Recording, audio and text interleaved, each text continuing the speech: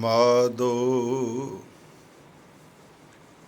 हम ऐसे तू ऐसा,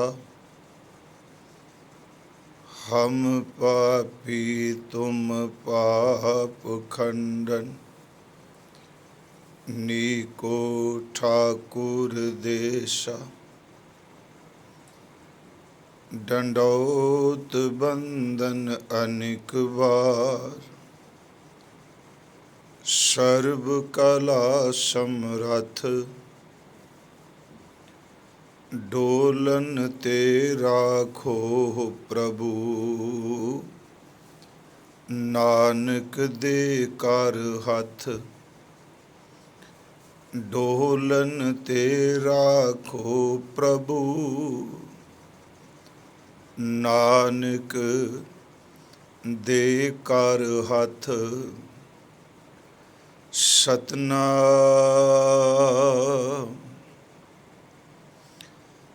धन वाहिगुरु साहिब जियो। हर प्रेम बाणी मन मारिया,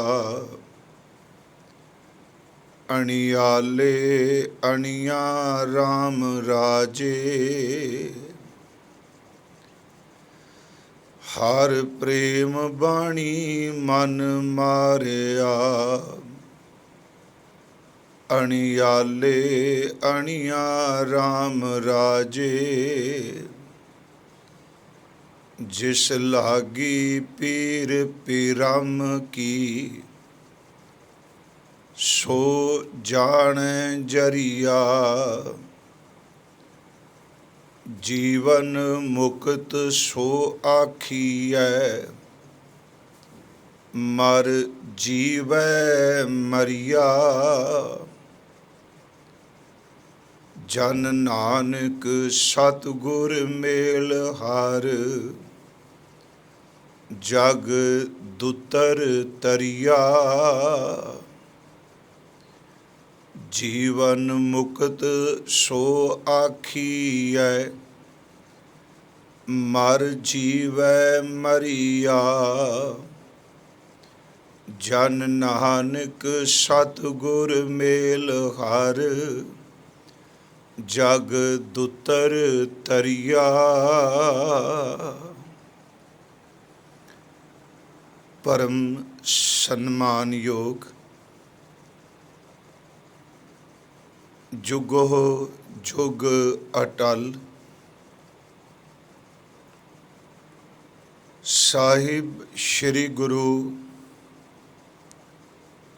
ग्रंथ साहिब सच्चे पातशाह जी दी अपार बख्शिश किरपा दा सदका सतगुरु गुरु रामदास जी महाराज हजूर दे मुखारबिंद तो उचारण कीते हुए राग आसा विच जो शंत ने इस दी विचार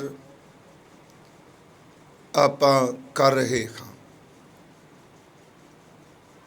अज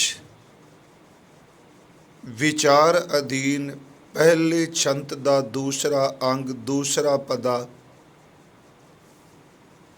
आप जी ने सरवण कीता है। आओ सतगुरु गुरु रामदास जी महाराज हजूर दे चरना च बेनती है, दातार जी आप विच वरतो अपने इन्हां अमृत बचनां दी विचार आप ही मेहर करके भावना शरदा अदब नाल आप विच वरत के करा लवो। ਆਪ ਸਮੂਹ ਸੰਗਤ ਬਖਸ਼ੋ ਅਸੀਸ। ਪਿਆਰ ਅਦਬ ਨਾਲ ਉਚਾਰਨ ਕਰੋ ਜੀ, ਸਤਨਾਮ ਸ਼੍ਰੀ ਵਾਹਿਗੁਰੂ ਜੀ। ਕਰੋ ਬਖਸ਼ਿਸ਼, ਫਿਰ ਉਚਾਰਨ ਕਰੋ ਜੀ, ਸਤਨਾਮ ਸ਼੍ਰੀ ਵਾਹਿਗੁਰੂ ਜੀ। ਕੱਲ ਦੇ ਅੰਮ੍ਰਿਤ ਬਚਨ ਵਿੱਚ ਗੁਰੂ ਰਾਮਦਾਸ ਮਹਾਰਾਜ ਉਸ ਪ੍ਰੇਮ ਰਸ ਵਿੱਚ ਸਫਲ ਹੋਏ ਜਨਮ ਦੀ ਗੱਲ ਕਰ ਰਹੇ ਸਨ, ਜਿਹੜੀ ਸਤਿਗੁਰੂ ਗੁਰੂ ਰਾਮਦਾਸ ਮਹਾਰਾਜ ਜੀ ਦੀ ਆਪਣੀ ਆਤਮਿਕ ਅਵਸਥਾ ਹੈ। ਉਸ ਆਤਮਿਕ ਅਵਸਥਾ ਦੇ ਨਾਲ ਨਾਲ ਜੋ ਸਤਿਗੁਰੂ ਦੇ ਤਨ ਉੱਪਰ,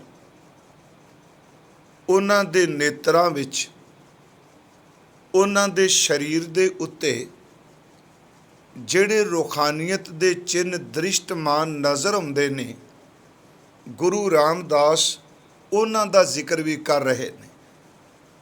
ਉਸ ਵਿੱਚ ਅੰਮ੍ਰਿਤ ਭਿੰਨੇ ਲੋਇਣਾ ਦਾ ਜ਼ਿਕਰ ਕਰਨਾ।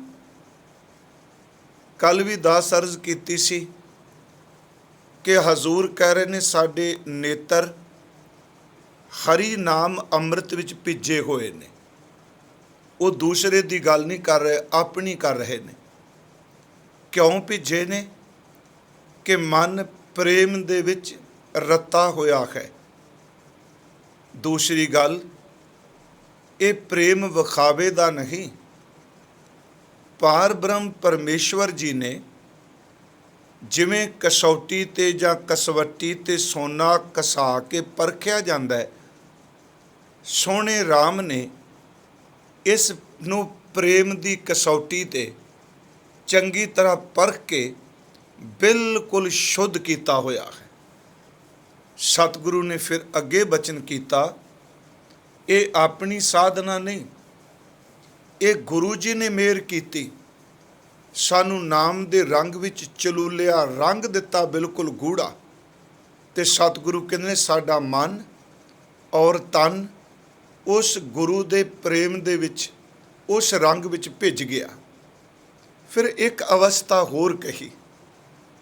ਮਹਾਰਾਜ ਕਹਿੰਦੇ ਨੇ ਕਿ ਸਾਡੇ ਅੰਦਰ ਗੁਰੂ ਨੇ ਅੰਦਰ ਨੂੰ ਨਾਮ ਦੇ ਸੁਗੰਧੀ ਵਿੱਚ ਡੋਬ ਦਿੱਤਾ। ਜਿਹੜਾ ਕੱਲ ਅਸੀਂ ਸ਼ਬਦ ਪੜ੍ਹਿਆ ਸੀ, ਜਨ ਨਾਨਕ ਮੁਸਕ ਚਕੋਲਿਆ, ਤੇ ਅਰਜ਼ ਕੀਤੀ ਸੀ ਚਕੋਲਣ ਦਾ ਅਰਥ ਹੁੰਦਾ ਹੈ ਹਿਲਾਣਾ, ਪਾਣੀ ਹਿਲਾਉਂਦੇ ਆਪਾਂ। ਪਰ ਇੱਥੇ ਭਾਵ ਅਰਥ ਇਹ ਨੇ ਕਿ ਗੁਰੂ ਜੀ ਨੇ ਮਿਹਰ ਕੀਤੀ, ਉਸ ਨਾਮ ਦੀ ਸੁਗੰਧੀ ਵਿੱਚ ਸਾਡੇ ਮਨ ਨੂੰ, ਤਨ ਨੂੰ ਚੰਗੀ ਤਰ੍ਹਾਂ ਡੋਬ ਦਿੱਤਾ। ਤੇ ਮਹਾਰਾਜ ਜੀ ਨੇ ਅਗਲਾ ਬਚਨ ਕਿਹਾ, ਕਹਿਣ ਲੱਗੇ ਸਾਡਾ ਜਨਮ ਸਫਲ ਹੋ ਗਿਆ, ਧੰਤਾ ਜੋਗ ਹੋ ਗਿਆ। ਕੱਲ ਇੱਕ ਸਫਲ ਅਵਸਥਾ ਜੋ ਆਪ ਹਜ਼ੂਰ ਮਾਣ ਰਹੇ ਨੇ, ਉਸ ਦਾ ਜ਼ਿਕਰ ਕੀਤਾ। ਅੱਜ ਸਤਿਗੁਰੂ ਨੇ ਇਸ ਪਦੇ ਦੇ ਅੰਦਰ ਉਸ ਪ੍ਰੇਮ ਵਾਲੀ ਅਵਸਥਾ ਦਾ ਜ਼ਿਕਰ ਕਰ ਰਹੇ ਨੇ, ਜਿਹੜੀ ਅਚਲ ਜ਼ਰੂਰ ਹੈ ਪਰ ਕੁਰਸ ਨਹੀਂ।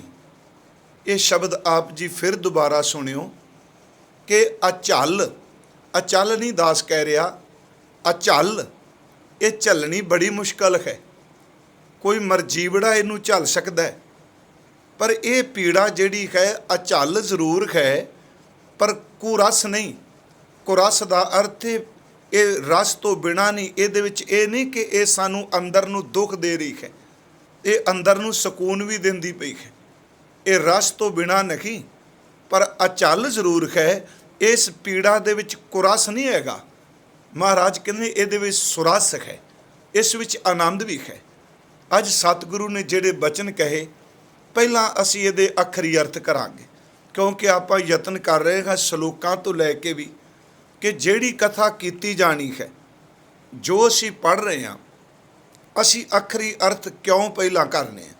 ਉਸ ਦਾ ਇੱਕ ਕਾਰਨ ਹੈ ਕਿ ਜਿਨ੍ਹਾਂ ਨੇ ਕਦੀ ਵੀ ਗੁਰੂ ਗ੍ਰੰਥ ਸਾਹਿਬ ਦਾ ਪਾਠ ਨਹੀਂ ਕੀਤਾ, ਜੇ ਅਸੀਂ ਅਰਥ ਬਾਅਦ ਵਿੱਚ ਕਰਾਂਗੇ ਤੇ ਮਨ 'ਚ ਹੋ ਸਕਦਾ ਹੈ ਹੋਰ ਪਾਸੇ ਕਿਤੇ ਜਾਏ। ਪਹਿਲਾਂ ਅਰਥ ਕਰਨ ਦਾ ਮਤਲਬ ਇਹ ਵੇ ਕਿ ਇਹ ਸਾਡੇ ਮਨ ਨੂੰ, ਮੇਰੇ ਮਨ ਨੂੰ ਇਹ ਸਮਝ ਪੈ ਜਾਏ ਵੀ ਅੱਜ ਦੀ ਸਾਡੀ ਵਿਚਾਰ ਦਾ ਮਰਕਜ਼ ਕੀ ਹੈ, ਧੁਰਾ ਕੀ ਹੈ। ਇਸ ਕਰਕੇ ਦਾਸ 2-3 ਵਾਰੀ ਅਰਥ ਅੱਖਰੀ ਰਿਪੀਟ ਕਰਦਾ ਹੈ। ਅੱਜ ਬਚਨ ਹੈ, ਹਰ ਪ੍ਰੇਮ ਬਾਣੀ ਮਨ ਮਾਰਿਆ। ਇੱਕ ਇੱਕ ਸ਼ਬਦ ਦੇ ਆਪ ਜੀ ਧਿਆਨ ਦਿਆ ਜੇ। ਤੇ ਮੈਂ ਉਸ ਦਿਨ ਆਪ ਨੂੰ ਬੇਨਤੀ ਕੀਤੀ ਸੀ, ਮੈਂ ਕੋਈ ਸਿਖਾ ਨਹੀਂ ਆਪ ਜੀ ਨੂੰ ਰਿਹਾ। ਮੇਰੀ ਇੱਛਾ ਹੈ ਕਿ ਆਪਾਂ ਰਲ ਮਿਲ ਕੇ ਗੁਰੂ ਦੀਆਂ ਸਿਫਤਾਂ ਕਰੀਏ ਤੇ ਗੁਰਬਾਣੀ ਦੀ ਵਿਚਾਰ ਕਰ ਸਕੀਏ ਜਿੰਨੀ ਕੁ ਮਾਲਕ ਨੇ ਸੋਝੀ ਦਿੱਤੀ। ਤੇ ਬਹੁਤ ਚੰਗਾ ਹੋਵੇ। ਲੜੀਵਾਰ ਕਥਾ ਦਾ ਲਾਭ ਇਹ ਹੁੰਦਾ ਹੈ, ਇਹ ਪਤਾ ਹੁੰਦਾ ਵੀ ਕੱਲ੍ਹ ਨੂੰ ਕਿਹੜੇ ਸ਼ਬਦ ਦੀ ਕਥਾ ਹੋਣੀ, ਕਿਉਂਕਿ ਹੁਕਮਨਾਮਾ ਤਾਂ ਪਤਾ ਨਹੀਂ ਜਦੋਂ ਸਵੇਰੇ ਲਿਆ ਜਾਂਦਾ ਹੈ ਕਿਹੜਾ ਸਤਿਗੁਰੂ ਨੇ ਸ਼ਬਦ ਬਖਸ਼ ਦੇਣਾ। ਪਰ ਕਿਸੇ ਬਾਣੀ ਦੀ ਵੀ ਲੜੀਵਾਰ ਜਦੋਂ ਵਿਚਾਰ ਚੱਲਦੀ ਹੈ, ਇਹ ਜਗਿਆਸੂ ਨੂੰ ਪਤਾ ਹੈ। ਗੁਰਦੁਆਰਿਆਂ ਵਿੱਚ ਚੱਲੇ ਜਾਂ ਕੋਈ ਵਿਸ਼ੇਸ਼ ਬਾਣੀ ਦੀ ਵਿਚਾਰ ਰੱਖੀਏ, ਇਹਦੇ ਵਿੱਚ ਇਹ ਬਿਹਤਰ ਹੁੰਦਾ ਹੈ ਕਿ ਜਿਹੜੀ ਵਿਚਾਰ ਚੱਲ ਰਹੀ ਹੈ, ਰੋਜ਼ ਦਾ ਸਰੋਤਾ ਉਸ ਸ਼ਬਦ ਨੂੰ ਦਿਨ ਵਿੱਚ 1-2 ਵਾਰੀ ਨਿੱਠ ਕੇ ਧਿਆਨ ਨਾਲ ਪੜ੍ਹੇ ਤੇ ਆਪਣੇ ਮਨ 'ਚ ਟੀਕਾ ਵੇਖ ਕੇ ਨਹੀਂ, ਮਨ 'ਚ ਅਰਥ ਕਰਨ ਦਾ ਯਤਨ ਕਰੇ। ਫਿਰ ਜਦੋਂ ਰਾਤ ਨੂੰ ਅਰਥ ਸੁਣੇਗਾ ਤੇ ਮਨ 'ਚ ਆਏਗਾ ਵੀ ਮੈਂ ਇਹ ਅਰਥ ਕੀਤੇ ਕਿੰਨੇ ਕੁ ਸਾਡੇ ਮਿਲਦੇ ਪਏ ਆ। ਹਜ਼ੂਰ ਨੇ ਇੱਥੇ ਬਚਨ ਕੀਤਾ, ਹਰ ਪ੍ਰੇਮ ਬਾਣੀ ਮਨ ਮਾਰਿਆ। ਹਰ ਦਾ ਅਰਥ ਹੋ ਗਿਆ ਖਰੀ, ਪਰਮੇਸ਼ਵਰ। ਉਂਝ ਹਰ ਦੇ ਲਫ਼ਜ਼ੀ ਅਰਥ ਬਹੁਤ ਨੇ ਜੀ। ਹਰ ਦਾ ਅਰਥ ਖੈਰ ਖੋਣਾ ਵੀ ਹੈ। ਇੱਥੇ ਹਰ ਦਾ ਅਰਥ ਅਸੀਂ ਕਰਾਂਗੇ ਪ੍ਰਭੂ। ਪ੍ਰੇਮ ਬਾਣੀ, ਇਹਦਾ ਅਰਥ ਹੋ ਗਿਆ ਕਿ ਪ੍ਰਭੂ ਦੀ ਜਿਹੜੀ ਪ੍ਰੇਮ ਵਿੱਚ ਰੱਤੀ ਕੋਈ ਬਾਣੀ ਹੈ। ਇਉਂ ਸ਼ਬਦ ਕਰੀਏ ਕਿ ਜਿਹਦੀ ਬਾਣੀ ਦੇ ਵਿੱਚ ਪੂਰਾ ਪ੍ਰੇਮ ਹੀ ਸਮਾਇਆ ਹੋਇਆ ਹੈ। ਮਹਾਰਾਜ ਕਹਿੰਦੇ ਨੇ, ਹਰ ਪ੍ਰੇਮ ਬਾਣੀ ਮਨ ਮਾਰਿਆ। ਮਨ ਦਾ ਅਰਥ ਅਸੀਂ ਕਰਨੇ ਪਏ ਹਾਂ। ਸੰਕਲਪੋ ਵਿਕਲਪੋ ਵਾ ਮਨੋ, ਮਨ ਸਾਡੇ ਅੰਦਰ ਹੈ। ਅੱਗੇ ਸ਼ਬਦ ਮਾਰਿਆ, ਮਾਰਿਆ ਦਾ ਅਰਥ ਮਾਰਨਾ ਵੀ ਹੈ ਤੇ ਮਾਰਿਆ ਦਾ ਅਰਥ ਜ਼ਖਮੀ ਕਰਨਾ ਵੀ ਹੈ, ਘਾਇਲ ਕਰਨਾ ਵੀ ਹੈ। ਇਹਦੇ ਅਰਥ ਅੱਧੀ ਤੁਕ ਦੇ ਹੋ ਗਏ ਜੀ ਕਿ ਖਰੀ ਦੀ ਪ੍ਰੇਮ ਬਾਣੀ ਨੇ ਮਨ ਨੂੰ ਜ਼ਖਮੀ ਕਰ ਦਿੱਤਾ, ਮਨ ਨੂੰ ਘਾਇਲ ਕਰ ਦਿੱਤਾ। ਮਹਾਰਾਜ ਕਹਿੰਦੇ ਨੇ, ਹਰ ਪ੍ਰੇਮ ਬਾਣੀ ਮਨ ਮਾਰਿਆ। ਤੇ ਕਿਵੇਂ ਮਾਰਿਆ ਜੀ? ਕਹਿਣ ਲੱਗੇ ਉਹ ਅਸਲ 'ਚ ਤੀਰਾਂ ਨਾਲ ਮਾਰਿਆ। ਅਗਲਾ ਬਚਨ ਹੈ, ਅਣਿਆਲੇ ਅਣੀਆਂ ਰਾਮ ਰਾਜੇ। ਫਿਰ ਅਰ ਸੁਣਿਓ, ਅਣਿਆਲੇ ਅਣੀਆਂ ਰਾਮ ਰਾਜੇ। ਇਹ 2 ਸ਼ਬਦ ਨੇ, ਅਣਿਆਲੇ ਤੇ ਅਣੀਆਂ। ਦਾਸ ਅੱਜ ਕਾਫੀ ਸਮਾਂ ਇਹਦੇ ਅਰਥ ਦੀ ਖੋਜ ਵਿੱਚ ਯਤਨ ਕਰਦਾ ਰਿਹਾ ਵੀ ਸੰਗਤ ਦੀ ਮੈਂ ਸੇਵਾ ਕਰਨੀ ਹੈ ਰਾਤ ਨੂੰ। ਅਣਿਆਲੇ ਦਾ ਲਫ਼ਜ਼ੀ ਅਰਥ ਸਭ ਨੇ ਤਿੱਖੇ ਤੀਰ ਕੀਤਾ ਹੈ ਤੇ ਅਣੀਆਂ ਦਾ ਅਰਥ ਵੀ ਜਿਹੜਾ ਤਕਰੀਬਨ ਵਿਦਵਾਨਾਂ ਨੇ ਤੀਰ ਹੀ ਕੀਤਾ ਹੈ, ਤਿੱਖਾ ਤੀਰ ਜਿਹਦੀ ਨੋਕ ਬੜੀ ਤਿੱਖੀ ਹੁੰਦੀ ਹੈ। ਪਰ ਗੁਰੂ ਸਾਹਿਬ ਨੇ ਜਿਹੜਾ ਸ਼ਬਦ ਵਰਤਿਆ 2 ਵਾਰੀ, ਅਣਿਆਲੇ ਅਣੀਆਂ। ਫਿਰ ਬੇਨਤੀ, ਹਰ ਪ੍ਰੇਮ ਬਾਣੀ ਮਨ ਮਾਰਿਆ। ਖਰੀ ਦੀ ਪ੍ਰੇਮ ਬਾਣੀ ਨਾਲ ਮੇਰਾ ਮਨ ਜ਼ਖਮੀ ਹੋ ਗਿਆ, ਜ਼ਖਮੀ ਕਰ ਦਿੱਤਾ। ਅਣਿਆਲੇ ਅਣੀਆਂ ਰਾਮ ਰਾਜੇ, ਅਣਿਆਲੇ ਦਰ ਤੀਰ ਕਰ ਦਿੱਤਾ, ਤਿੱਖੇ ਤੀਰ। ਅਣੀਆਂ ਦਾ ਅਰਥ ਕੁਝ ਵਿਦਵਾਨਾਂ ਦੇ ਮਤ ਇਹ ਹੈ ਕਿ ਉਹ ਤੀਰ ਜਿਹਦੀ ਅੱਗੋਂ ਤੇਗ ਜਿਹੜੀ ਨੋਕ ਹੈ ਉਹ ਬੜੀ ਤਿੱਖੀ ਹੈ। ਇਸ ਅਰਥ ਨੂੰ ਗੁਰਮੁਖੋ ਆਪ ਧਿਆਨ ਨਾਲ ਸੁਣਿਓ। ਇਹ ਬਾਣੀ 'ਚ ਕਈ ਵਾਰੀ ਸ਼ਬਦ ਅਣਿਆਲੇ ਗੁਰਦੇਵ ਨੇ ਵਰਤਿਆ ਹੈ। ਮੈਂ ਸਿਰਫ ਪਹਿਲਾ ਅੱਖਰੀ ਅਰਥ ਬੇਨਤੀ ਕਰ ਰਿਹਾ। ਇੱਕ ਤਾਂ ਹੋ ਗਿਆ ਨੋਕ ਅਣਿਆਲੇ, ਤਿੱਖੀ, ਤਿੱਖਾ ਸਿਰਾ ਉਹਦਾ। ਤੇ ਅਣੀਆਂ ਦਾ ਅਰਥ ਅਸਲ 'ਚ ਇਹ ਹੈ, ਜਿੰਨੀ ਕੁ ਸਮਝ ਪਈ, ਕਿ ਜਦੋਂ ਤੀਰ ਅਣੀਆਂ ਵਾਲਾ ਚਲਾਇਆ ਜਾਂਦਾ, ਇੱਕ ਤੀਰ ਹੁੰਦਾ ਬਿਲਕੁਲ ਸਿੱਧੀ ਨੋਕ, ਉਸ ਤੀਰ ਦੇ ਬੈਕ ਕੁਛ ਵੀ ਨਹੀਂ ਹੁੰਦਾ, ਸਿੱਧਾ ਹੀ ਹੁੰਦਾ, ਅੰਦਰ ਚਲਾ ਜਾਂਦਾ। ਇੱਕ ਤੀਰ ਹੁੰਦੇ ਨੇ ਅਣੀਆਂ ਵਾਲੇ, ਤੇ ਅਣੀਆਂ ਵਾਲੇ ਜਿਹੜੇ ਤੀਰ ਨੇ ਇਹਨਾਂ ਦੀ ਨੋਕ ਤਿੱਖੀ ਹੁੰਦੀ ਹੈ। ਇਹਨਾਂ ਦੇ ਪਿਛਲੇ ਪਾਸੇ ਤੀਰ ਦੇ ਜਿਹੜਾ ਅੱਗੇ ਖੁੱਭਦਾ ਜਾ ਕੇ, ਇਹ ਡੰਡੀ ਦੀ ਗੱਲ ਨਹੀਂ ਮੈਂ ਕਰ ਰਿਹਾ, ਤੀਰ ਦੀ। ਇੱਕ ਹੈ ਉਹਦੀ ਕਾਨੀ, ਕਾਨੀ ਸ਼ਬਦ ਵਰਤਾਂ 'ਚੋਂ ਡੰਡੀ ਕੀ। ਇੱਕ ਹੈ ਕਾਨੀ ਦੇ ਉੱਤੇ ਲੱਗਾ ਹੋਇਆ ਤੀਰ, ਜਿਹੜਾ ਤੀਰ ਦਾ ਹਿੱਸਾ ਹੈ ਉਹਦੀ ਬੈਕ ਸਾਈਡ ਦੇ ਉੱਤੇ ਉਹਦੇ ਪਿਛਲੇ ਪਾਸੇ ਨਿੱਕੇ ਨਿੱਕੇ ਕੱਟ ਪਾਏ ਜਾਂਦੇ ਸਨ, ਵਿੱਢੇ ਪਾਏ ਜਾਂਦੇ ਸਨ, ਕੱਟਿਆ ਜਾਂਦਾ ਸੀ ਉਹਨੂੰ। ਹੁਣ ਉਹ ਜਿਹੜੇ ਕੱਟ ਤਿੱਖੇ ਕੀਤੇ ਜਾਂਦੇ ਸਨ, ਉਹਨੂੰ ਕਈ ਵਾਰੀ ਕੁੰਡਲੀਆਂ ਵੀ ਬਣਾ ਦਿੰਦੇ ਸਨ, ਕੁੰਡੀ ਦੀ ਤਰ੍ਹਾਂ। ਉਹ ਜਿਹੜਾ ਅਣਿਆਲਾ ਤੀਰ ਉਹ ਦੂਜੇ ਤੀਰ ਨਾਲੋਂ ਬੜਾ ਖਤਰਨਾਕ ਹੈ। ਉਸ ਦਾ ਇੱਕ ਕਾਰਨ ਹੈ, ਦੂਜਾ ਤੀਰ ਜਦੋਂ ਵੱਜਦਾ ਹੈ, ਚਲੋ ਹੈ ਤਾਂ ਉਹ ਵੀ ਖਤਰਨਾਕ, ਜਦੋਂ ਤਿੱਖੀ ਨੋਕ ਅੰਦਰ ਚੁੱਭਦੀ ਏ ਤੇ ਕਈ ਵਾਰੀ ਇਨਸਾਨ ਉਸ ਤੀਰ ਨੂੰ ਬੜੇ ਧਿਆਨ ਦੇ ਨਾਲ ਖਿੱਚ ਕੇ ਬਾਹਰ ਲੈ ਆਉਂਦਾ ਹੈ। ਪਰ ਜਿਹੜਾ ਅਣਿਆਲਾ ਤੀਰ ਹੈ ਇਹ ਬੰਦੇ ਨੂੰ ਜਾਂ ਤਾਂ ਮਾਰਦਾ ਹੈ, ਇਹਦਾ ਨਿਕਲਣਾ ਬੜਾ ਮੁਸ਼ਕਲ ਹੋ ਜਾਂਦਾ ਹੈ। ਮਹਾਰਾਜ ਨੇ ਦੇਖੋ ਗੁਰੂ ਰਾਮਦਾਸ ਜੀ ਨੇ ਕੈਸੇ ਸ਼ਬਦ ਦੀ ਚੋਣ ਕੀਤੀ ਪ੍ਰੇਮ ਦੇ ਬਾਣ ਲਈ। ਅਣਿਆਲਾ ਤੀਰ ਜਦੋਂ ਕਿਸੇ ਦੇ ਅੰਦਰ ਵੱਜਦਾ ਹੈ ਤੇ ਪੂਰਾ ਤੀਰ ਅੰਦਰ ਚਲਾ ਜਾਏ ਤੇ ਉਹਦੀਆਂ ਜਿਹੜੀਆਂ ਬੈਕ ਵਾਲੀ ਕੱਟੇ ਹੋਏ ਪਾਸੇ ਨੇ ਤਿੱਖੇ, ਜਿਹਨੂੰ ਮੈਂ ਸ਼ਬਦ ਵਰਤਿਆ ਕਿ ਕੁੰਡੀ ਟਾਈਪ ਬਣੇ ਨੇ, ਜਦੋਂ ਉਹ ਤੀਰ ਅੰਦਰ ਵੱਜ ਜਾਏ ਤੇ ਉਹਨੂੰ ਖਿੱਚ ਕੇ ਬਾਹਰ ਕੱਢਣ ਦਾ ਯਤਨ ਕਰੋ। ਮੰਨ ਲਓ ਉਹ ਤੀਰ ਕਿਸੇ ਦੇ ਸੀਨੇ 'ਚ ਵੱਜ ਗਿਆ, ਛਾਤੀ 'ਚ ਵੱਜ ਗਿਆ। ਹੁਣ ਉਸ ਤੀਰ ਨੂੰ ਜਦੋਂ ਬਾਹਰ ਕੱਢਣ ਦਾ ਯਤਨ ਕਰਾਂਗੇ ਤੇ ਜਿਹੜੇ ਉਹਦੀ ਬੈਕ ਸਾਈਡ ਹੈ, ਜਿਹੜੇ ਉਹਦਾ ਪਿਛਲਾ ਪਾਸਾ ਹੈ, ਉਹਦੇ ਵਿੱਚ ਜਿਹੜੇ ਵਿੱਢੇ ਨੇ, ਜਿਹੜੇ ਕੱਟ ਨੇ, ਜਿਹੜੇ ਤਿੱਖੇ ਕੁੰਡੀ ਬਣੀ ਹੈ, ਉਹ ਫਿਰ ਅੰਦਰ ਨਾੜਾਂ ਦੇ ਵਿੱਚ, ਆਂਦਰਾਂ ਦੇ ਵਿੱਚ ਧੱਸ ਜਾਂਦੀ ਹੈ। ਉਹ ਦੋ ਮਾਰ ਕਰਦਾ ਅਣਿਆਲਾ ਤੀਰ। ਜਦੋਂ ਸਿੱਧਾ ਵੱਜਦਾ ਤੇ ਅੰਦਰ ਧੱਸਦਾ, ਤੇ ਜੇ ਉਹਨੂੰ ਪਿਛਾਂ ਕੱਢਣ ਦਾ ਯਤਨ ਕਰੋ ਤੇ ਉਹਦੇ ਤੀਰ ਦੇ ਨਾਲ ਜਿਹੜੇ ਉਹ ਵਿੱਢੇ ਨੇ, ਜਿਹੜੇ ਕੱਟ ਨੇ, ਉਹਨਾਂ ਦੇ ਵਿੱਚ ਬੰਦੇ ਦੀਆਂ ਆਂਦਰਾਂ ਫਸ ਜਾਂਦੀਆਂ ਨੇ ਛੋਟੀਆਂ ਛੋਟੀਆਂ।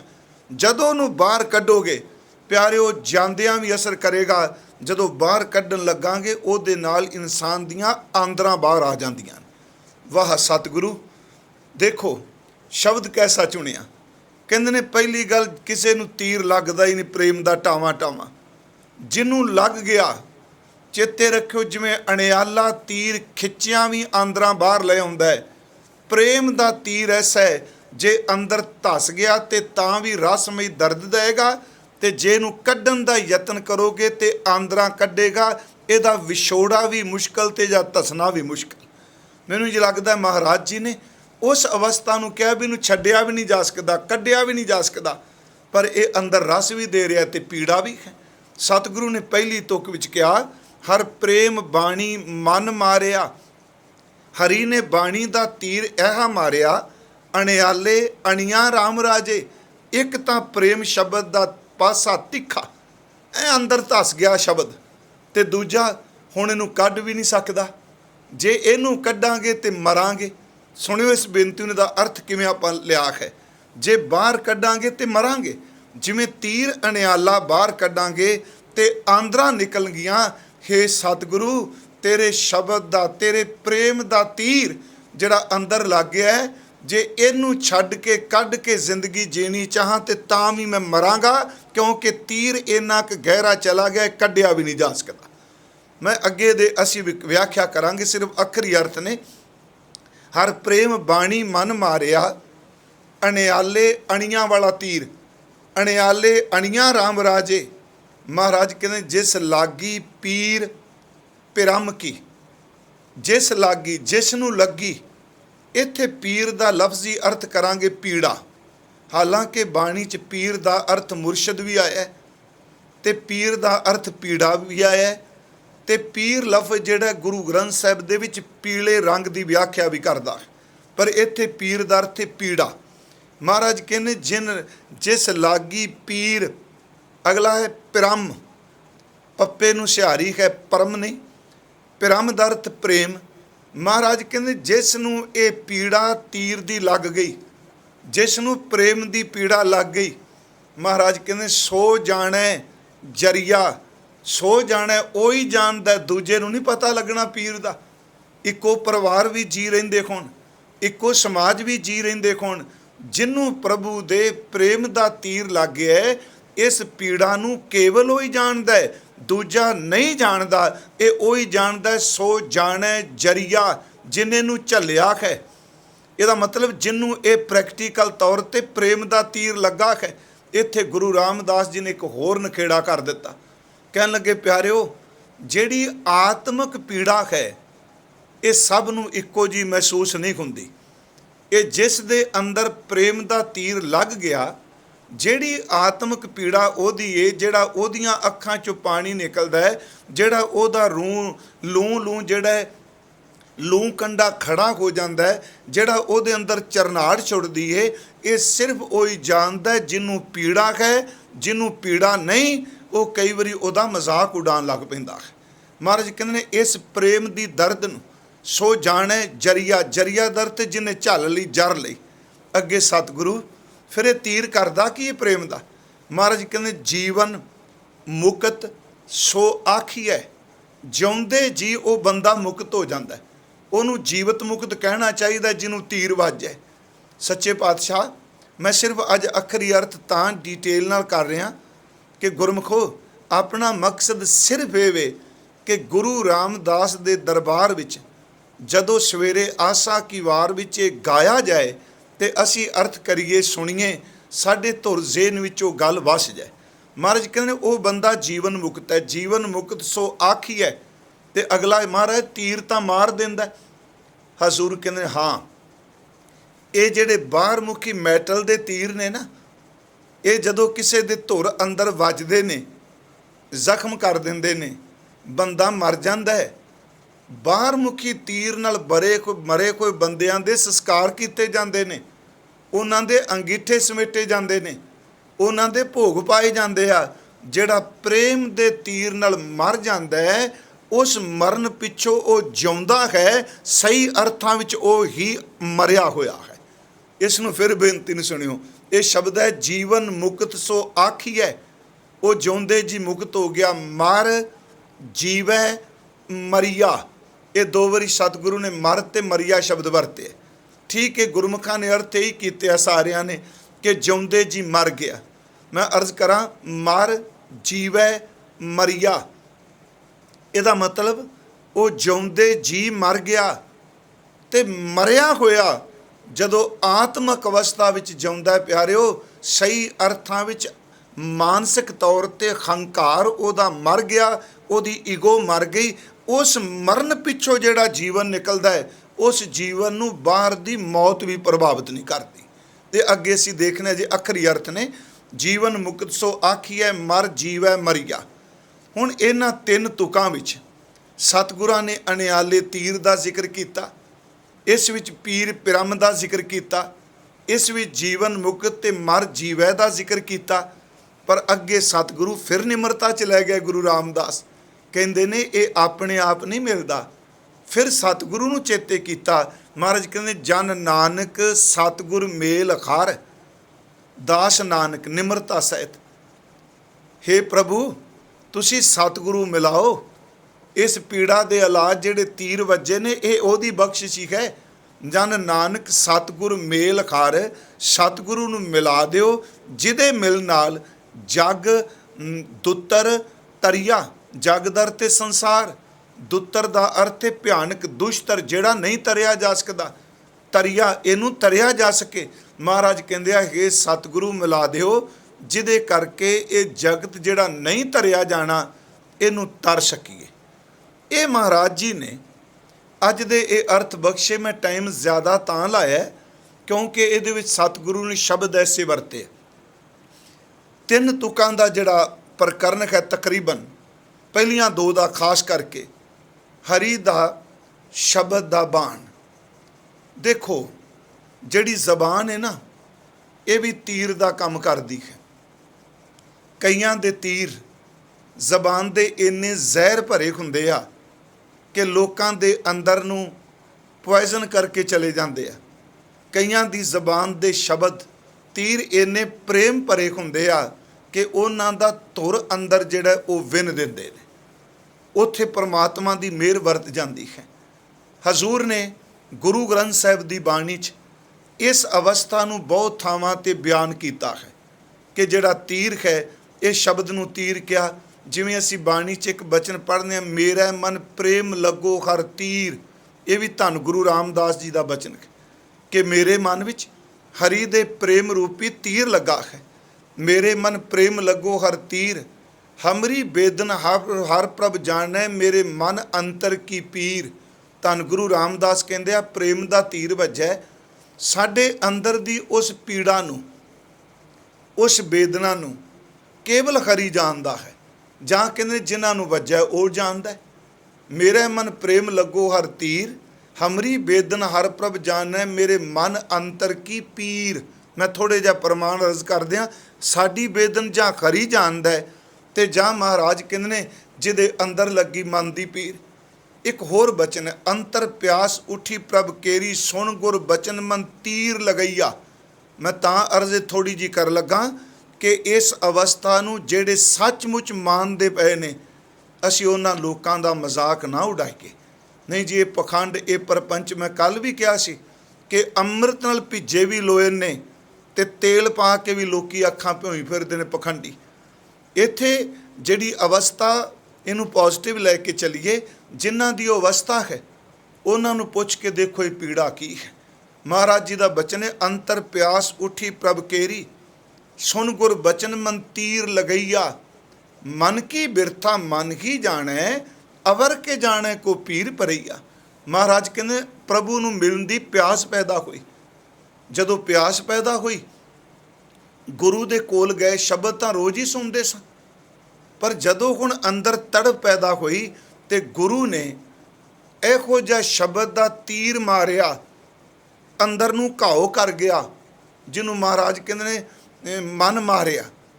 अंतर प्यास उठी प्रभ केरी, सुर गुर बचन मन तीर लगैया। मन की बिरथा मन की जानै, अवर के जानै को पीर परैया। इस मन की वेदना नूं, इस पीड़ा नूं केवल वही जानदा है, दूजे नूं की पता जी ये पीड़ केड़ी है। एक बचन होर महाराज जी का है, लागी होए सो जानै पीर, जिन्हों लगी वही जानदा है। राम भगत अनियाले तीर, इत्थे भगत दे तत्ते नूं सिहारी दा अर्थ है भगती, कि प्रभु राम वाहिगुरू जी उन्हां दे भगती प्रेम भगती दे जिहड़े तीर लगे आ, ये ओही जानदा है जिन्हों लगे आ। मैं आप नूं अर्ज करां कि ये सारियां ते अवस्था नहीं आ सकदी। आपां कहांगे सारी गुरु ग्रंथ साहिब पढ़ने, सारियां ते अवस्था क्यों नहीं आउंदी? नहीं प्यारिओ, इस गल नूं ज़हन चों कढ दिओ। गुरबाणी केवल सिलेबस नहीं, गुरबाणी केवल अकादमिक पढ़ाई नहीं कि मेहनत करांगे तो सब कुछ मिल जाना है। हे घालना करांगे, पर मैं आप नूं फिर अर्ज करां, आप पढ़ रहे हो, इन्ने दिनों दे सुन रहे हो, सतगुरु सारी घालना की गल करके फिर नदर ते गल ले आउंदे आ कि तेरी बख्शिश, तेरी कृपा, तेरी मेहर। मैं एक बार अर्ज कीती सी कि जदों भी मंगना ने झोली अड्ड के, ठीक है हर बंदा अपना मैनू आ दे दे, मैं तो इक्को गल कहना, झोली अड्ड के फजल मंगीए, नदर मंगीए, रहम मंगीए, बाकी फिर ओदी नदर विच सब कुछ ही आ जाता है। साधना भी ओदी नदर तो बिना नहीं हो सकती, ओदी बख्शिश तो बिना साधना नहीं। जपजी साहिब की 38वीं पौड़ी, इहदे विच 7 दैवी गुणां दा जिक्र है।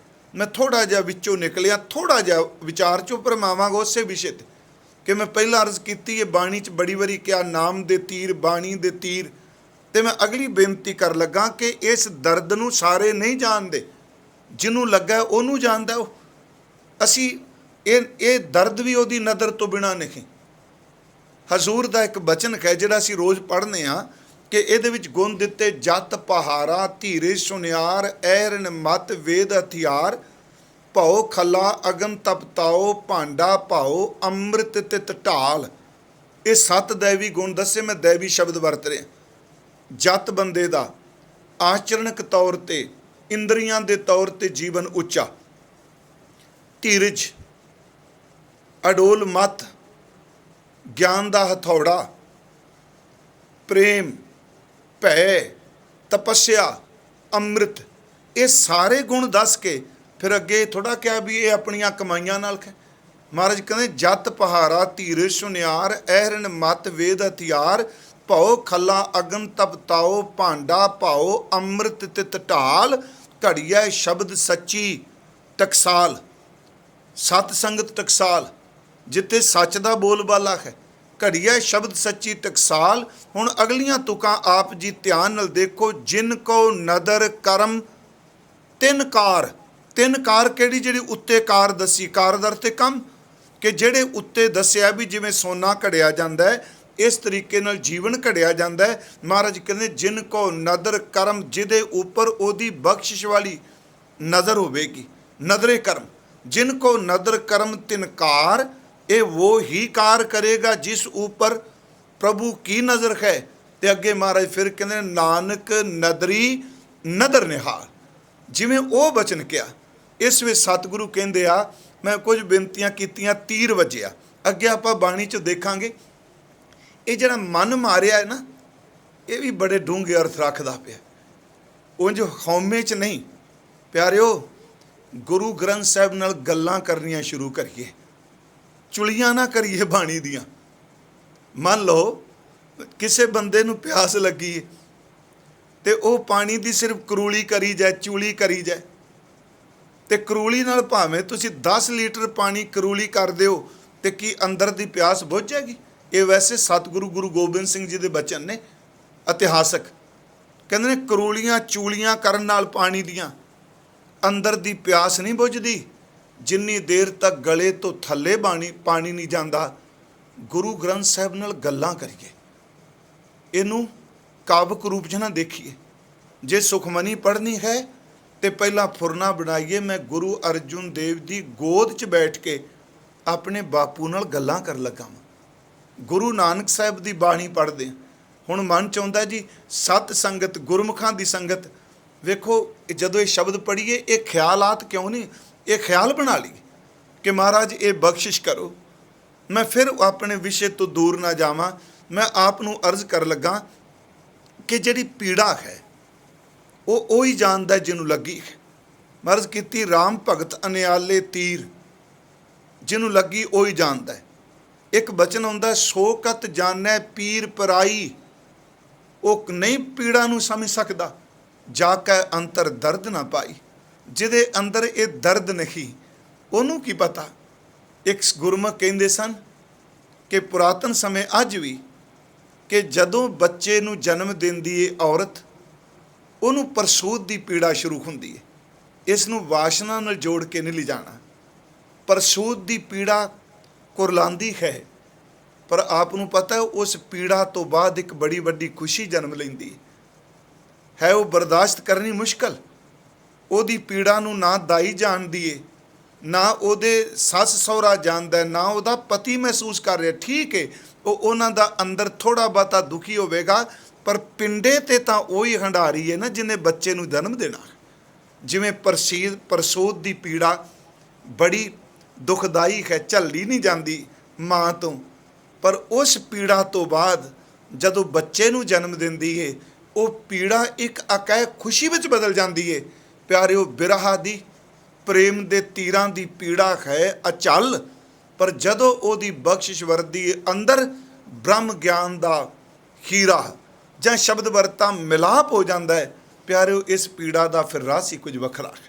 महाराज सच्चे पातशाह जी ने कहा कि सोकत जानै पीर पराई, जाके अंतर दर्द ना पाई। एक होर बाणी पढ़द्या बचन आया गुरु साहिब जी का कि कई बारी तुसीं देखदे हो, मैं सिर्फ गल पीड़ की कर रहा, ज़्यादा भी तीर वाजै तो पीड़ वही जानदा अध्यात्मकता की जिहड़ा इस अवस्था विच है। बाकी तो मजाक है, निंदिया है, होर की होवेगा। मान लो रब मेहर करे सब ठीक रहन, किसी इंसान के सिर दे विच रसौली होवे, ये बाणी दी तुक है जी। फोड़ा होवे अंदर, बाहर दिसे ना, बाहरों सिर बिल्कुल ठीक, चमड़ी बिल्कुल ठीक, पर अंदर अंदर वो फोड़ा है, वो रसौली है। ते जिहड़ी वो रसौली है, ट्यूमर कह लो, बाहरों बिल्कुल सिर ठीक है, जदों अंदर पीड़ की तराट उठती है ना, तराट शब्द मैं वरत्या जी, साडा पेंडू ਜਦੋਂ ਪੀੜ ਦੀ ਚੀਸ ਉੱਠਦੀ ਏ, ਸੱਚ ਇਹ ਬੰਦਾ ਕੁਰਲਾ ਉੱਠਦਾ ਹੈ। ਉਹਦੀ ਪੀੜ ਬੜੀ ਖਤਰਨਾਕ ਹੈ। ਆਂਢੀ ਗੁਆਂਢੀਆਂ ਦੇ ਘਰਾਂ 'ਚ ਆਵਾਜ਼ ਜਾਂਦੀ ਹੈ ਤੇ ਕਈ ਵਾਰੀ ਲੋਕ, ਪਰਿਵਾਰ ਵੀ ਡਿਸਟਰਬ ਹੋ ਜਾਂਦਾ, ਪਤਾ ਨਹੀਂ ਇਹਨੇ ਰਾਤ ਸੌਣ ਦੇਣਾ ਕਿ ਨਹੀਂ। ਪਿਆਰਿਓ, ਉਹਨੂੰ ਪੁੱਛ ਕੇ ਦੇਖੋ ਜਿਹਦੇ ਅੰਦਰ ਉਸ ਟਿਊਮਰ ਦੀ ਚੀਸ ਉੱਠੀਏ।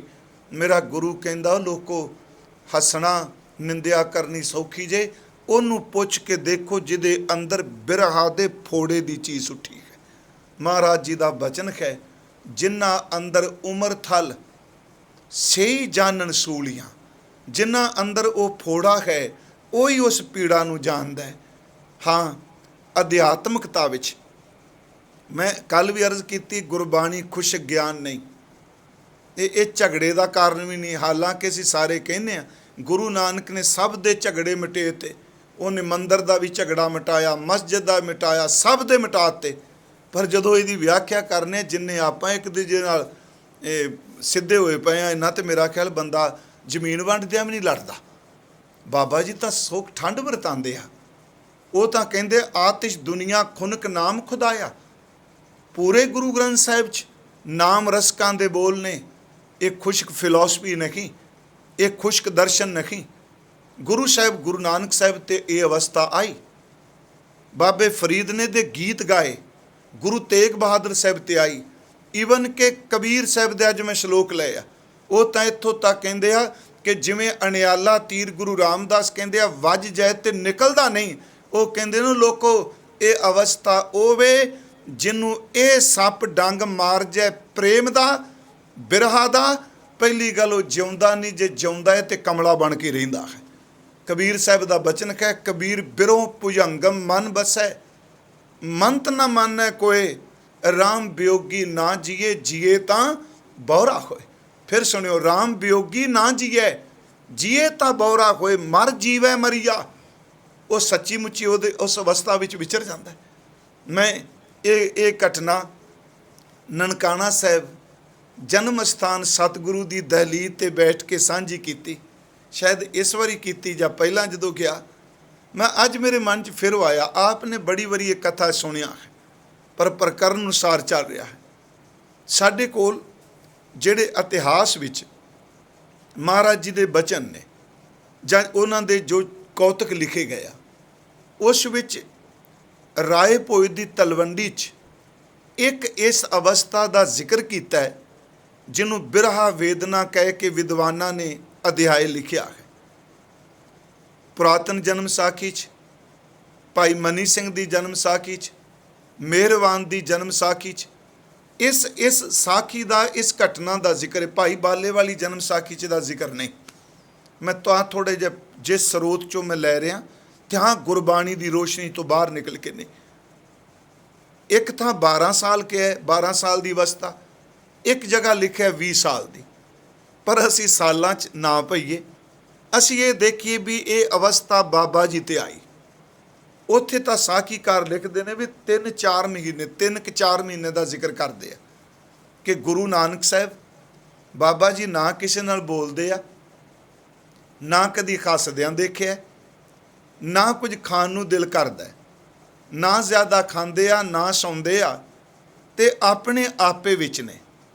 ਕਦੀ ਚਾਦਰ ਲੈ ਕੇ ਪਏ ਰਹਿੰਦੇ ਆ। ਮੈਂ ਆਪ ਨੂੰ ਫਿਰ ਬੇਨਤੀ ਕਰਾਂਗਾ, ਇਸ ਘਟਨਾ ਦੀ ਵੀ ਸਮਝ ਉਹਨੂੰ ਪੈਣੀ ਹੈ ਜਿਹਦੇ ਅੰਦਰ ਬਿਰਹਾ ਦੀ ਕਦੀ ਥੋੜੀ ਜਿਹੀ ਅਵਸਥਾ ਹੀ ਹੋਵੇਗੀ। ਮਹਾਰਾਜ ਆਪਣੇ ਆਪੇ 'ਚ ਰਹਿੰਦੇ, ਨਾ ਮਾਂ ਨਾਲ ਬੋਲਣਾ, ਨਾ ਪਿਤਾ ਨਾਲ ਬੋਲਣਾ, ਨਾ ਚਾਚੇ ਨਾਲ ਬੋਲਣਾ, ਆਪਣੇ ਆਪੇ 'ਚ ਰਹਿਣਾ, ਚਾਦਰ ਲਪੇਟ ਕੇ ਪੈ ਰਹਿਣਾ, ਨਾ ਖਾਣਾ ਨਾ ਪੀਣਾ। ਜਨਮ ਸਾਖੀ ਵਾਲਾ ਕਹਿੰਦਾ ਹੈ ਕਿ ਬੇਦੀਆਂ ਦੇ ਹੋਰ ਵੀ ਘਰ ਸਨ, ਉਹ ਆਏ। ਉਹਨਾਂ ਕਿਹਾ, ਕਾਲੂ ਦੇਖ ਤੇਰਾ ਪੁੱਤਰ ਬਿਮਾਰ ਲੱਗਦਾ ਪਿਆ, ਜੇ ਰੋਟੀ ਨਹੀਂ ਖਾਂਦਾ, ਜੇ ਪਾਣੀ ਨਹੀਂ ਪੀਂਦਾ, ਇਹ ਸੌਂਦਾ ਹੀ ਨਹੀਂ, ਬੈਠਾ ਤੇ ਬੈਠਾ, ਲੰਮਾ ਪਿਆ ਤੇ ਲੰਮਾ ਪਿਆ ਹੈ। ਤੇ ਮੈਂ ਫਿਰ ਰਿਪੀਟ ਕਰ ਲੱਗਾ, ਇਸ ਨੂੰ ਕਿਤੇ ਕੱਲ ਨੂੰ ਇਹ ਨਾ ਅਰਥ ਕਰ ਲਾ ਪਿਓ ਆਲਸੀ ਕਹਿ ਦਿੱਤਾ, ਬਾਬਾ ਜੀ ਨੂੰ ਆਹ ਬਣਾ ਦਿੱਤਾ। ਤੇ ਮੈਂ ਤਾਂ ਹੀ ਕਿਹਾ ਸੀ ਜਿਹਦੇ ਅੰਦਰ ਟਿਊਮਰ ਨਹੀਂ, ਉਹਨੂੰ ਨਹੀਂ ਪਤਾ ਪੀੜਾ ਕੀ ਹੁੰਦੀ। ਕਿਆ ਲਕਾਲੂ, ਇਹ ਕੰਮ ਕਰ, ਵੈਦ ਨੂੰ ਬੁਲਾ। ਜੇ ਨਹੀਂ ਤੇਰਾ ਬੱਚਾ ਉੱਠਦਾ, ਨਹੀਂ ਖੇੜੇ 'ਚ ਹੈਗਾ, ਤੇ ਕੀ ਪਤਾ ਹੈ ਕਿ ਕੱਖ ਓਲੇ ਲੱਖ ਪਿਆ ਹੋਵੇ। ਕਹਿਣ ਤੋਂ ਮੁਰਾਦ ਤੂੰ ਵੈਦ ਕੋਲ ਜਾ, ਕੀ ਪਤਾ ਥੋੜੀ ਜੀ ਉਹ ਔਸ਼ਧੀ ਨਾਲ, ਥੋੜੀ ਜੀ ਦਵਾਈ ਨਾਲ ਠੀਕ ਹੋ ਜਾਏ। ਹਰਦਾਸ ਆ ਗਿਆ। ਹੁਣ ਉਹ ਅਵਸਥਾ ਨੂੰ ਹਰਦਾਸ ਨੂੰ ਵੀ ਨਹੀਂ ਪਤਾ। ਹਾਂ, ਉਹਦੇ ਕੋਲ ਇੱਕ ਗੁਣ ਹੈ, ਉਹ ਨਬਜ਼ ਪਕੜ ਕੇ ਦੱਸ ਦਿੰਦਾ। ਪੁਰਾਤਨ ਜਿਹੜੇ ਵੈਦ ਸਨ ਤੇ ਅੱਜ ਵੀ ਵੈਦ ਬੜੇ ਬੜੇ ਸਿਆਣੇ ਕਿ ਜਿਹੜੀ ਸਾਰੀ ਇਹ ਗੱਲ ਕਰਦੇ ਆ, ਪਰ ਕਰੀਏ ਕੀ ਅਸੀਂ? ਮੈਂ ਕਹਾਂਗਾ ਐਲੋਪੈਥੀ ਅਸੀਂ ਵੀ ਯੂਜ ਕਰਨੇ, ਪਰ ਨਹੀਂ ਪਿਆਰਿਓ, ਵੈਦਾਂ ਨੂੰ ਰੱਬ ਨੇ ਅੱਜ ਵੀ ਇਹ ਦਾਤ ਦਿੱਤੀ ਹੋਈ ਹੈ। ਉਹ ਵੈਦ ਹਰਦਾਸ ਆਇਆ, ਮਹਾਰਾਜ ਜੀ ਦੇ ਤਨ ਤੇ ਕੱਪੜਾ ਸੀ, ਉਹਨੇ ਸਤਿਗੁਰੂ ਦੀ ਨਬਜ਼ ਪਕੜ ਲਈ। ਹੁਣ ਜਦੋਂ ਨਬਜ਼ ਪਕੜੀ ਉਹਨੇ, ਅੱਖਾਂ ਬੰਦ ਕਰ ਲਈਆਂ। ਹੁਣ ਅੱਜ ਕੱਲ੍ਹ ਤਾਂ ਚਲੋ ਨਬਜ਼ ਡਾਕਟਰ ਪਕੜਦਾ, ਨਾਲ ਘੜੀ ਦੇਖਣ ਲੱਗ ਪੈਂਦਾ, ਉਦੋਂ ਕਿਹਦੀ ਘੜੀ ਸੀ। ਉਹਨੇ ਨਬਜ਼ ਦੇਖੀ, ਨੇਤਰ ਬੰਦ ਕੀਤੇ ਤੇ ਮਹਾਰਾਜ ਨੂੰ ਜਦੋਂ ਛੂਹਿਆ ਤੇ ਗੁਰੂ ਨਾਨਕ ਸਾਹਿਬ ਉੱਠ ਬੈਠੇ। ਸਤਿਗੁਰਾਂ ਨੇ ਆਪਣੇ ਮੁਖ ਤੋਂ ਚਾਦਰ ਲਾ ਦਿੱਤੀ, ਉੱਠ ਕੇ ਬਹਿ ਗਏ। ਵੈਦ ਨੂੰ ਪਤਾ ਲੱਗ ਗਿਆ ਵੀ ਉੱਠ ਪਏ, ਤੇ ਮਹਾਰਾਜ ਕਹਿੰਦੇ ਆ, ਵੈਦ ਜੀ ਕੀ ਵੇਖਦੇ ਪਏ ਹੋ? ਅੱਗੋਂ ਵੈਦ ਕਹਿੰਦਾ, ਨਾਨਕ ਮੈਂ ਤੇਰੇ ਤਨ ਦੀ ਬਿਮਾਰੀ, ਰੋਗ ਨੂੰ ਦੇਖਣ ਆਇਆ, ਤੇ ਨਬਜ਼ ਇਸ ਕਰਕੇ ਪਕੜਨਾ ਮੈਨੂੰ ਪਤਾ ਲੱਗ ਜਾਏ ਵੀ ਤੈਨੂੰ ਰੋਗ ਕਿਹੜਾ ਹੈ, ਕਿਹੜਾ ਦੁੱਖ, ਕਿਹੜੀ ਬਿਮਾਰੀ ਹੈ। ਮਹਾਰਾਜ ਇਹ ਸੁਣਦਿਆਂ ਸਾਰ ਕਰਤਾਰੀ ਰੰਗ ਵਿੱਚ ਬਾਬਾ ਜੀ ਰੰਗੇ ਗਏ, ਨੇਤਰ ਸਰੂਰ ਵਿੱਚ ਚਲੇ ਗਏ। ਅੰਮ੍ਰਿਤ ਭਿੰਨੇ ਲੋਣਾ ਨੇਤਰ ਸਮਝੋ। ਉਸ ਅਗੰਮੀ ਰੰਗ ਵਿੱਚ ਰੱਤੇ ਹੋਏ ਗੁਰੂ ਜੀ ਨੇ ਆਪਣੇ ਮੁਖਾਰਬਿੰਦ ਤੋਂ ਜਿਹੜਾ ਸ਼ਬਦ ਕਿਹਾ, ਉਹ ਅੱਜ ਦੇ ਨਾਲ ਮਿਲਦਾ ਪਿਆ। ਸੋ ਜਾਣੈ ਜਰੀਆ ਜਿਸ ਲਾਗੀ ਪੀਰ ਪਿਰਮ ਕੀ। ਗੁਰੂ ਗ੍ਰੰਥ ਸਾਹਿਬ ਵਿੱਚ ਬਚਨ ਹੈ, ਵੈਦ ਬੁਲਾਇਆ ਵੈਦਗੀ। ਇਹ ਪ੍ਰੇਮ ਰਸ ਦੀ ਅਵਸਥਾ ਹੈ। ਵੈਦ ਨੂੰ ਬੁਲਾਇਆ ਗਾ ਦਵਾਈ ਕਰਨ ਲਈ, ਵੈਦ ਬੁਲਾਇਆ ਵੈਦਗੀ, ਪਕੜ ਟੰਡੋਲੇ ਬਾਹਾਂ। ਉਹ ਨਬਜ਼ ਦੇਖਣ ਲੱਗਾ। ਵੈਦ ਬੁਲਾਇਆ ਵੈਦਗੀ, ਪਕੜ ਟੰਡੋਲੇ ਬਾਹਾਂ, ਭੋਲਾ ਵੈਦ ਨਾ ਜਾਣੀ। ਇਸ ਵੈਦ ਨੂੰ ਪਤਾ ਹੀ ਨਹੀਂ। ਕਰਕ ਕਲੇਜੇ ਮਾਹੇ, ਮੈਂ ਅਰਜ਼ ਕੀਤੀ, ਜਿਸ ਲਾਗੀ ਪੀਰ ਪਿਰਮ ਕੀ, ਭੋਲਾ ਵੈਦ ਨਾ ਜਾਣੀ। ਵੈਦਾ ਤੂੰ ਨਬਜ਼ਾਂ ਵੇਖਣਾ ਪਿਆ, ਤੈਨੂੰ ਕੀ ਪਤਾ ਇਹ ਪੀੜਾ ਕਿੱਥੇ ਹੈ। ਇਸ ਪੀੜਾ ਦਾ ਨਬਜ਼ ਪਕੜਨ ਵਾਲਿਆਂ ਵੈਦਾਂ ਨੂੰ ਵੀ ਨਹੀਂ ਪਤਾ। ਵੈਦ ਬੁਲਾਇਆ ਵੈਦਗੀ, ਪਕੜ ਢੰਡੋਲੇ ਬਾਂਹ, ਭੋਲਾ ਵੈਦ ਨਾ ਜਾਣੀ, ਕਰਕ ਕਲੇਜੇ ਮਾਹੇ। ਹੁਣ ਇਸ ਪੀੜਾ ਨੂੰ ਕੌਣ ਜਾਣੇਗਾ ਜੀ? ਸੋ ਜਾਣੇ ਜਰੀਆ। ਇਹਦਾ ਉਰਦੂ ਵਿੱਚ ਤਰਜਮਾ ਕੀਤਾ ਦਾਸ ਨੇ, ਇੱਕ ਦੋ ਵਾਰੀ ਸੁਣਾਇਆ, ਤੇ ਇਹ ਖਾਸ ਕਰਕੇ ਮੈਂ ਬੇਨਤੀ ਕਰਾਂਗਾ। ਮੈਂ ਅਤੀ ਸਤਿਕਾਰਯੋਗ ਬਹੁਤ ਪੁਰਾਤਨ ਕੀਰਤਨੀਏ, ਕਈ ਬਜ਼ੁਰਗਾਂ ਦਾ ਧਿਆਨ ਸੁਣਨ ਵਾਲਾ ਜਾਏਗਾ, ਭਾਈ ਸਾਹਿਬ ਭਾਈ ਧਰਮ ਸਿੰਘ ਜੀ ਜ਼ਖਮੀ।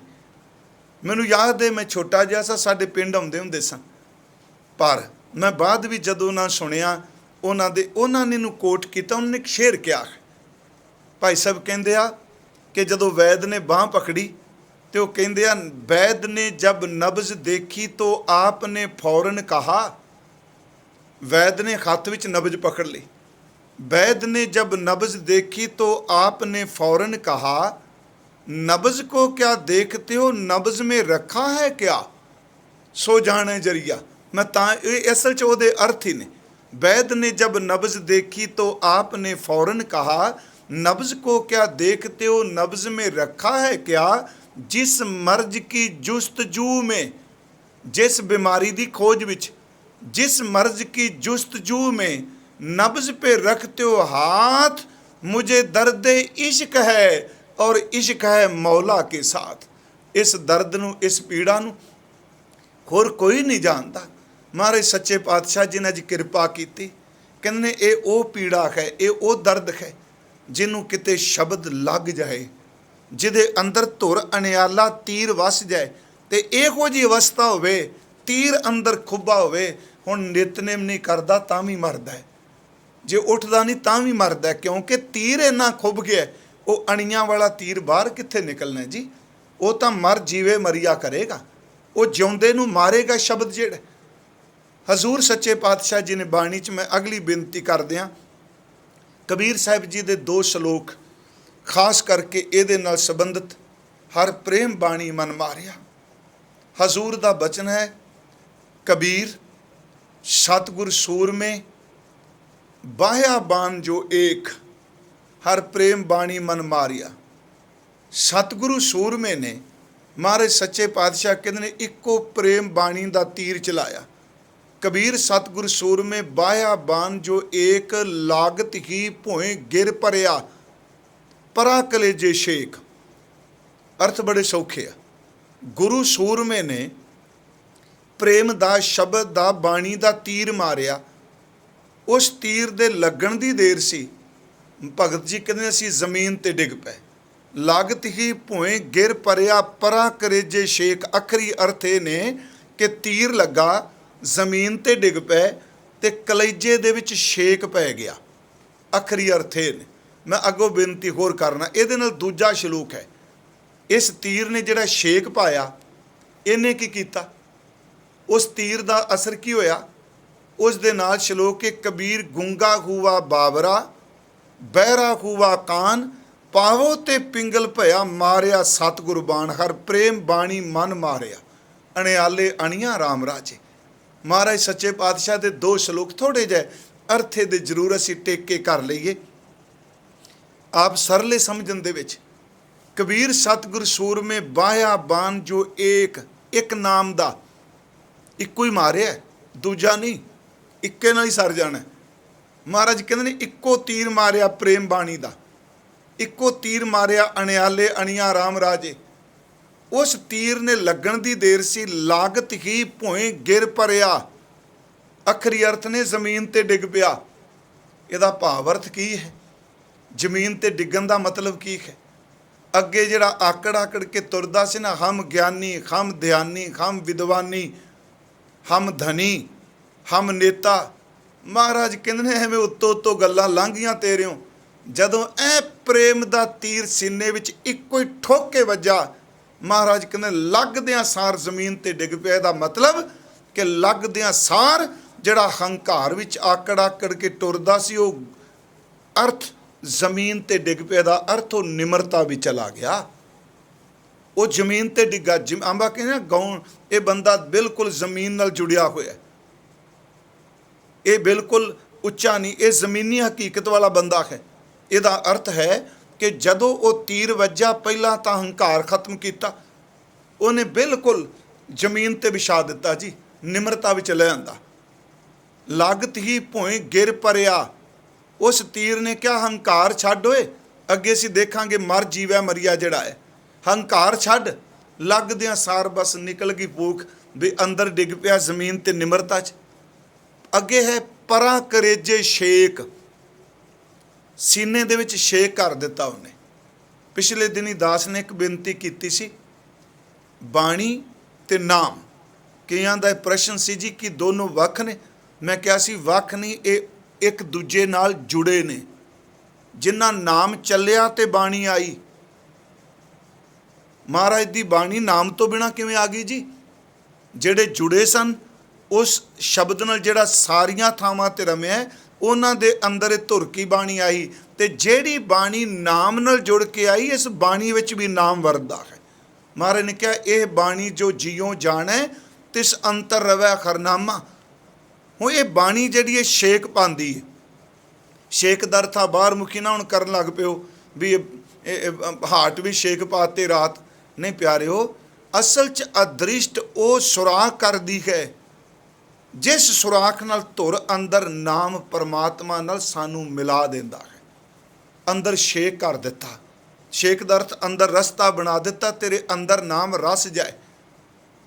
कबीर सतगुर सूरमे बाह्या बाण जो एक, लागत ही भोए गिर परया परा करेजे शेक। अंदर शेक पै गया तो फिर बंदे नूं होर कुछ सी गया, जमीन ते डिग पिया जी निमरता च। चलो एक घटना समझण लई होर मैं एक इतिहासक साखी है सतगुरु गुरु हरगोबिंद साहिब जी दे जीवन चों। तो मैं इस करके नहीं भी आपां सुरत खब्बे सज्जे ले जा रहे हैं, मैनूं पता है साखी नाल गल छेती समझ पै जानी। धन गुरु हरगोबिंद साहिब महाराज जेड़े ये दल भंजन गुर सूरमा है, बड़ जोधा भी है, भाई साहब ने कहा बहुत परोपकारी भी है। जिन्नियां प्रेम दियां साखियां उन्हां दे जीवन च मिलदियां ने, आप जी हैरान हो जाओगे। असीं मीरी पीरी की गल तां करने, अकाल तख्त दी भी कीती, ਇੰਨੇ ਉਹ ਪ੍ਰੇਮੀਆਂ ਨੂੰ ਨਿਵਾਜਦੇ ਨੇ। ਬਾਬਾ ਬੁੱਢਾ ਸਾਹਿਬ, ਭਾਈ ਗੁਰਦਾਸ ਸਾਹਿਬ ਜੀ, ਭਾਈ ਬਿਧੀ ਚੰਦ ਜੀ, ਭਾਈ ਸਾਧੂ, ਭਾਈ ਰੂਪਾ ਜੀ, ਮਾਈ ਭਾਗ ਭਰੀ ਕਸ਼ਮੀਰ ਵਾਲੀ। ਤੇ ਅੱਜ ਮੈਂ ਜਿਹਦਾ ਜ਼ਿਕਰ ਕਰਨ ਲੱਗਾ ਉਹ ਮੁਸਲਮਾਨ ਵੀਰ ਸੀ, ਹਜ਼ੂਰ ਦਾ ਸ਼ਰਧਾਲੂ ਬਣਿਆ। ਇਹ ਘਟਨਾ ਸ਼੍ਰੀ ਹਰਗੋਬਿੰਦਪੁਰ ਦੀ ਹੈ ਜੀ। ਇਹਦਾ ਨਾਮ ਸੀ ਜਾਨੀ ਸ਼ਾਹ। ਹਜ਼ਰਤ ਮੁਹੰਮਦ ਸਾਹਿਬ ਦੀ ਕੁੱਲ ਵਿੱਚੋਂ ਸੀ। ਇਹਨੂੰ ਕਹਿੰਦੇ ਸਨ ਸੈਯਦ ਜਾਨੀ ਸ਼ਾਹ। ਇਹਨੇ ਅਨੇਕਾਂ ਸੂਝਵਾਨ ਬੰਦਿਆਂ ਦੀ ਸੰਗਤ ਕੀਤੀ। ਮੈਂ ਫਿਰ ਉਸ ਵਿਸ਼ੇ ਤੇ ਆਉਣ ਲੱਗਾ। ਲਾਗਤ ਹੀ ਭੋਏ ਗਿਰ ਪਰਿਆ ਪਰਾ ਕਰੇਜੇ ਸ਼ੇਖ। ਬੜਿਆਂ ਦੀ ਸੰਗਤ ਕੀਤੀ। ਇਹਨੂੰ ਇੱਕ ਮੁਸਲਮਾਨ ਫਿਰ ਫਕੀਰ ਮਿਲਿਆ ਜਿਹੜਾ ਗੁਰੂ ਘਰ ਚੋਂ ਨਵਾਜਿਆ ਸੀ, ਖਵਾਜਾ ਰੋਸ਼ਨ ਕਸ਼ਮੀਰੀ। ਸੈਯਦ ਜਾਨੀ ਸ਼ਾਹ ਉਹਨੂੰ ਮਿਲਿਆ, ਆਪਣੇ ਅੰਦਰ ਦੀ ਉਹਨੂੰ ਵੇਦਨਾ ਦੱਸੀ, ਅੱਲਾ ਨਾਲ, ਰੱਬ ਨਾਲ, ਖੁਦਾ ਨਾਲ ਮਿਲਾਪ ਦੇ ਲਈ ਜੋ ਉਹਦੇ ਅੰਦਰ ਬਿਰਹਾ ਸੀ ਉਹਨੇ ਦੱਸਿਆ। ਖਵਾਜਾ ਰੋਸ਼ਨ ਕਸ਼ਮੀਰੀ ਸਾਹਿਬ ਨੇ ਕਿਹਾ, ਅਭੀ ਤੱਕ ਜਾਨੀ ਕੋ ਜਾਨੀ ਨਹੀਂ ਮਿਲਾ। ਉਹਦਾ ਨਾਮ ਸੀ ਜਾਨੀ ਸ਼ਾਹ, ਜਾਨੀ ਦਰ ਤੇ ਪਿਆਰਾ।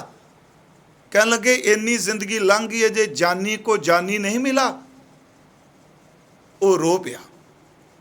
ਖਵਾਜਾ ਰੋਸ਼ਨ ਕਸ਼ਮੀਰੀ ਸਾਹਿਬ ਕਹਿੰਦੇ ਕੰਮ ਕਰ, ਤੇਰੇ ਅੰਦਰ ਵੱਤਰ ਤੇ ਆ ਗਈ ਜ਼ਮੀਨ, ਬੀਜ ਵਾਲਾ ਨਹੀਂ ਲੱਭਦਾ ਪਿਆ। ਤੇਰਾ ਅੰਦਰ ਬਿਰਹਾ ਵਿੱਚ ਕੁੱਠਾ ਪਰ ਮੰਜ਼ਲ ਨਹੀਂ ਲੱਭਦੀ ਪਈ। ਤੂੰ ਚਲਾ ਜਾ ਮੀਰੀ ਪੀਰੀ ਦੇ ਦਾਤੇ ਕੋਲ। ਦੋ ਕਿਰਪਾਨਾਂ ਵਾਲਾ ਹੀ ਕਲਗੀ ਲਾਂਦਾ ਹੀ, ਭਰਮ ਨਾ ਜਾਈ। ਉਹਨੇ ਪਹਿਲੀ ਗੱਲ ਕਹੀ, ਕਹਿੰਦਾ ਕਿਰਪਾਨਾਂ ਵਾਲਾ ਦਰਵੇਸ਼ ਸੈਯਦ ਜਾਨੀ ਸ਼ਾਹ। ਖਵਾਜਾ ਰੋਸ਼ਨ ਕਸ਼ਮੀਰੀ ਕਹਿੰਦਾ ਭਰਮ ਦੂਰ ਕਰ। ਇਹ ਚਲਾ ਗਿਆ ਜੀ ਮਹਾਰਾਜ ਦੇ ਘਰ 'ਚ। ਸੈਯਦ ਜਾਨੀ ਸ਼ਾਹ ਇਹੀ ਅਰਦਾਸ ਕਰੇ, ਦਾਤਾ ਮੈਂ ਸ਼ੱਕ 'ਚ ਤਰਕ 'ਚ ਨਾ ਪੈ ਜਾ। ਮੈਂ ਆਪ ਨੂੰ ਫਿਰ ਬੇਨਤੀ ਕਰਾਂ, ਸੱਚੇ ਗੁਰੂ ਤੇ ਸ਼ੱਕ ਨਾ ਕਦੀ ਕਰੀਏ। ਇੱਕ ਨਿੱਕਾ ਜਿਹਾ ਕੱਖ, ਨਿੱਕਾ ਜਿਹਾ ਰੇਤ ਦਾ ਕਣ, ਮਿੱਟੀ ਦਾ ਜ਼ਰਾ ਜੇ ਅੱਖ ਵਿੱਚ ਪੈ ਗਿਆ ਨਾ, ਤੇ ਜਿਹੜੀ ਅੱਖ ਸੂਰਜ, ਚੰਦਰਮਾ, ਪਹਾੜ, ਸਿਤਾਰੇ ਦੂਰ ਦੂਰ ਤੱਕ ਦੇਖਦੀ ਏ, ਇੱਕ ਕੱਖ ਅੱਖ 'ਚ ਪੈ ਜਾਏ ਤੇ ਸਾਰੇ ਦ੍ਰਿਸ਼ ਮੁੱਕ ਜਾਂਦੇ ਆ।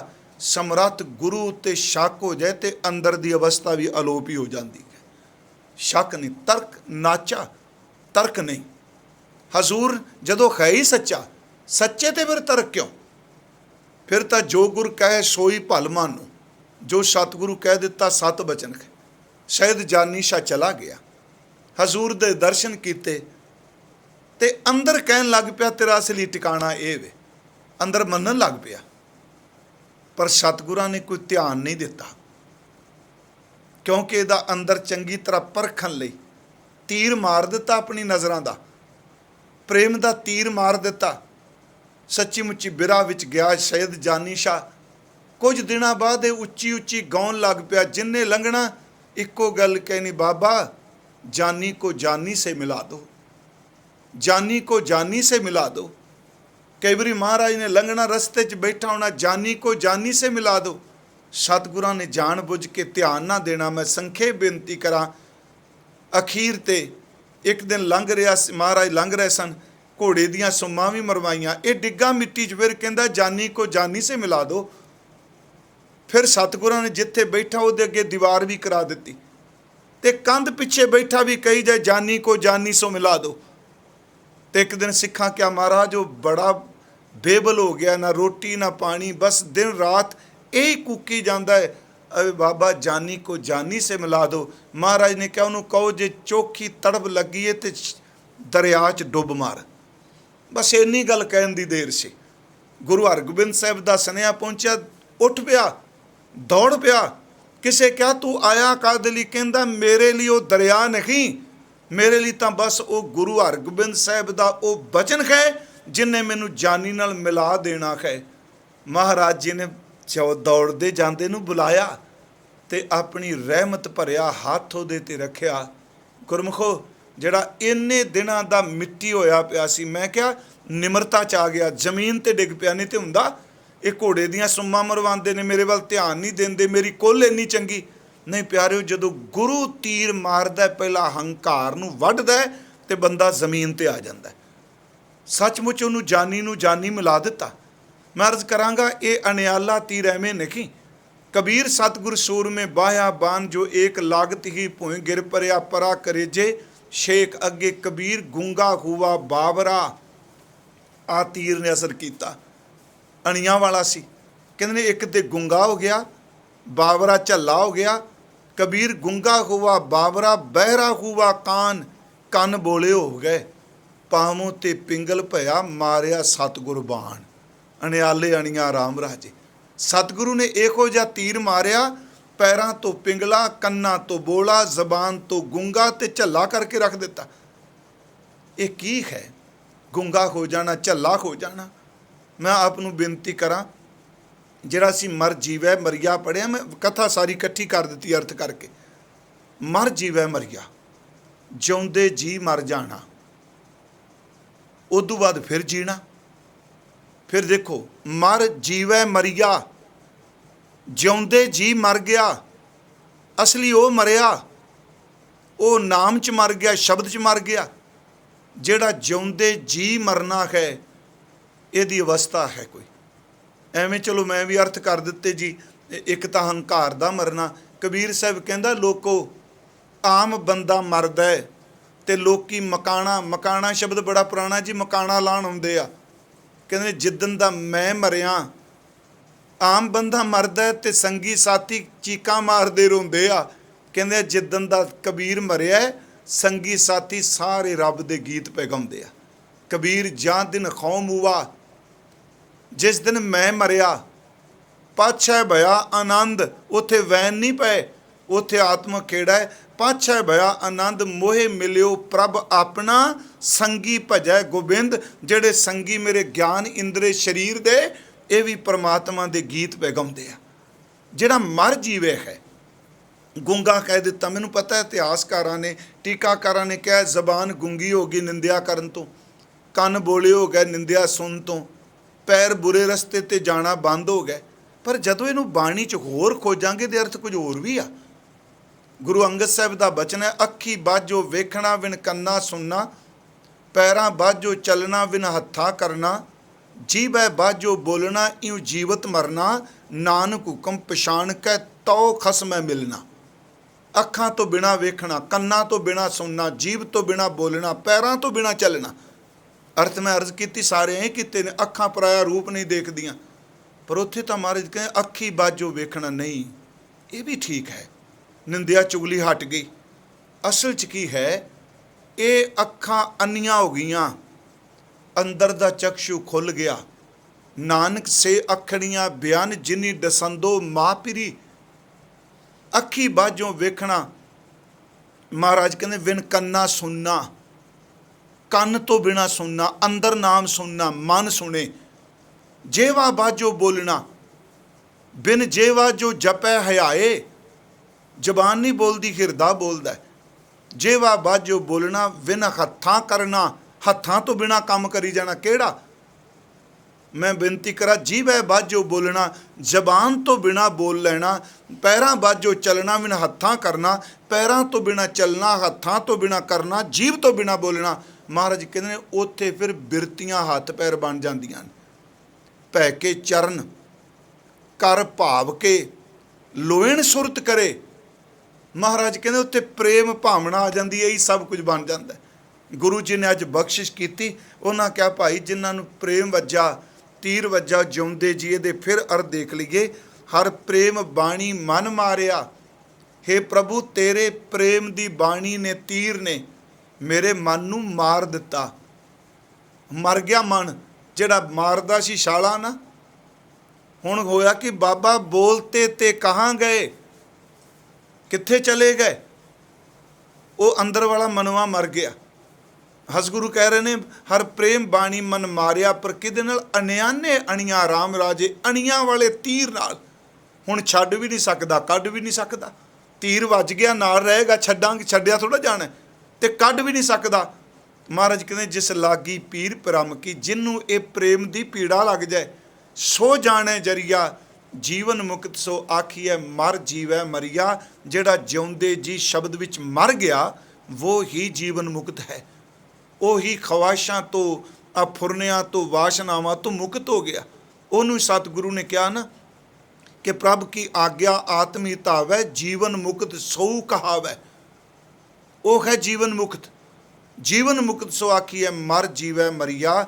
ਪਰ ਮਹਾਰਾਜ ਕਹਿੰਦੇ ਨੇ ਸਤਿਗੁਰੂ ਇਹ ਸਾਡੀ ਕਮਾਈ ਨਹੀਂ, ਜਨ ਨਾਨਕ ਸਤਿਗੁਰ ਮੇਲ ਹਰ ਹਰੀ। ਪ੍ਰਭੂ ਸਤਿਗੁਰੂ ਮਿਲਾ ਦਿੱਤਾ, ਮਿਲਾ ਦੇ ਜਗ ਦੁੱਤਰ ਤਰੀਆ। ਇਸ ਨਾ ਤਰੇ ਜਾਣੇ ਵਾਲੇ ਸੰਸਾਰ ਨੂੰ ਅਸੀਂ ਤਰ ਸਕੀਏ। ਗੁਰੂ ਅੱਗੇ ਅਰਦਾਸ, ਸੱਚੇ ਪਾਤਸ਼ਾਹ ਕਿਰਪਾ ਕਰ, ਇਹ ਪ੍ਰੇਮ ਦੀ ਅਵਸਥਾ ਬਖਸ਼ ਦੇ।